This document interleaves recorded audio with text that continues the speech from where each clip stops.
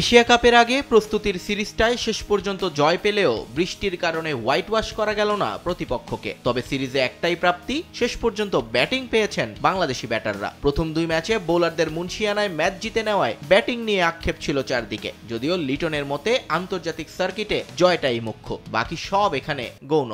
International গেমে আপনি ভালো ব্যবধানে জিততেছেন, এটা একটা বড় বিষয় যে আপনার টিম কতখানি ডেভেলপ করতেছে। নট অনলি যে সবাইকে প্রতিদিন ব্যাটিং করতে হবে, এমন দিন আসবে যেখানে সবাই ব্যাটিং করবে, এবং নট অনলি যে এশিয়া কাপে সব সময় ব্যাটিং করতে হয়। তো এটা একটা ভালো সাইন যে আমাদের সব ব্যাটসম্যানকে ব্যাটিং করতে হয় না প্রথম দুই গেমে। আজকে অনেকজনই ব্যাটিং করেছে, ভালো।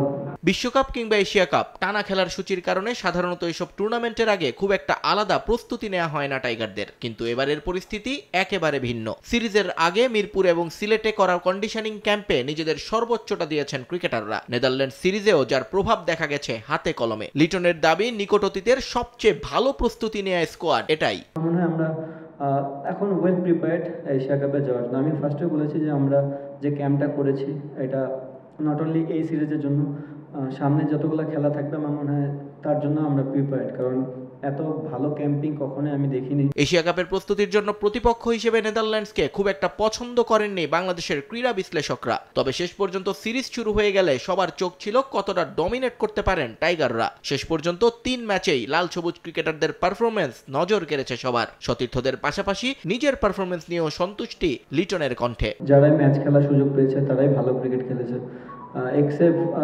সাইফ, যে কিনা কিছুই করতে পারলো না বিকজ অফ সে ব্যাটিংও করেনি, বোলিংও করেনি। বাদ বাকি তো সবারই একটা হলেও গেম খেলার সুযোগ হয়েছে।